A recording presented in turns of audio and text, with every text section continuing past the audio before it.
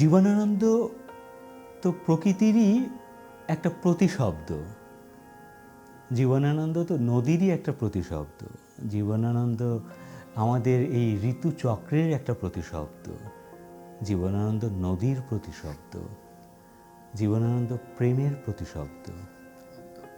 এই সমস্ত কিছু মিলেই একজন জীবনানন্দ হয়ে উঠতে পারেন এবং যার মূল লক্ষ্য জীবনে আনন্দ দেয়া।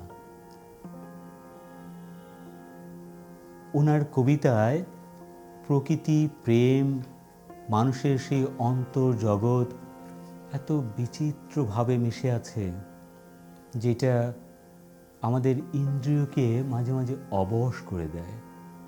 আমরা মোহগ্রস্ত, ঘোরগ্রস্ত হয়ে পড়ি যে ভাষার কি এতটাই জাদু থাকতে পারে যেটা আমাকে অন্য জগতে নিয়ে যায়? প্রেমের কি এত প্রচণ্ড তাড়না থাকতে পারে যা এই শব্দ অক্ষরের মধ্যে দিয়ে ফুটে ওঠে? যাতনার কি এত প্রচণ্ড প্রবল রূপ থাকতে পারে যেটা আমরা এই কবিতা পড়তে গিয়ে বিমর্ষ হয়ে সেগুলোর মুখোমুখি হই? এই সমস্ত কিছুই, গভীরতর সমস্ত কিছুই জীবনানন্দ। প্রেম,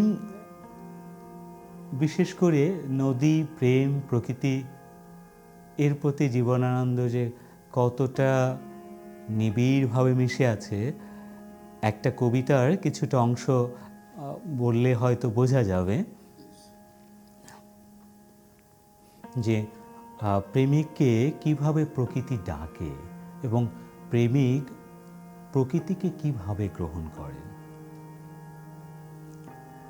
আমাকে সে নিয়েছিল ডেকে, বলেছিল, এ নদীর জল তোমার চোখের মতো ম্লান বেদফল, সব ক্লান্তি বিহ্বলতা থেকে দূরে রেখেছে সে।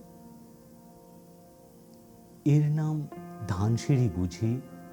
মাছরাঙাদের বললাম, গভীর মেয়েটি এসে দিয়েছিল নাম।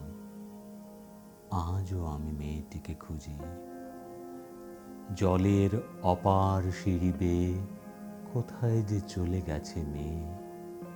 কি অসাধারণ মায়াবী অলৌকিক ভাষায় জীবনানন্দ আমাদের দিয়েছেন।